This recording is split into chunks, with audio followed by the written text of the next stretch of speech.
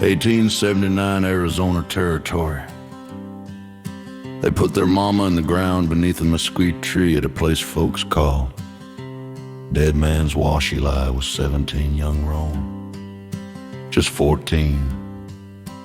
They stood there barefoot in that dust, watching smoke rise from what used to be home. The sheriff, he called it bad luck. The town said it was over. But the Mercer boys, they called it a promise.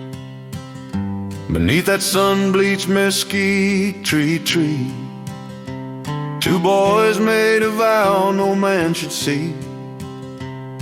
The wind cut sharp across the ravine where their mama died at 1779. Black dusters rode away that day, left nothing but ash and debts to pay. Eli looked at Rowan, didn't need to speak. They tracked those men through desert heat. Out at Dead Man's Wash, where the mesquite grows alone, they swore an oath in blood and dust before they headed home. Years would turn them hard as stone, riding through the territorial bone, following the black duster trail back to Dead Man's Wash.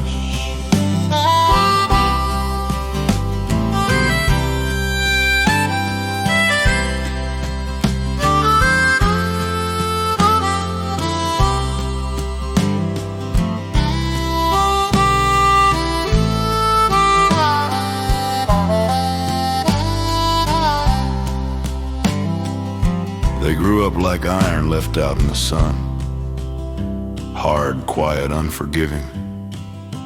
Ranch work put food in their bellies, but that desert gave them purpose.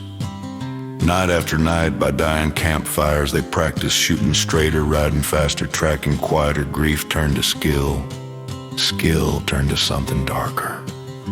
From Tucson down to Yuma town, they ghosted through where men laid down gulches, ghost towns.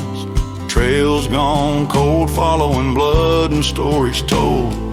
One by one the black dusters fell. Each man met his private hell, names carved deep in memory stone. Two brothers riding home.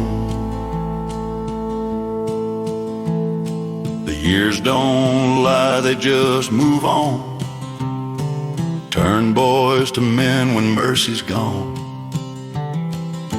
What starts as justice ends as breath, the only thing that conquers death. When the last man dropped to his knees, coughing blood into that Arizona sand, Eli didn't say a word. Rowan just looked west toward that red sky where their world first went wrong. This wasn't justice anymore. It was all they knew, to be alive. Back to Dead Man's Wash, where the mesquite stands alone. The wind moves through those branches now with a different kind of moan. First time it don't sound like morning, first time it sounds like home. They rode back to that mesquite tree at Dead Man's Wash.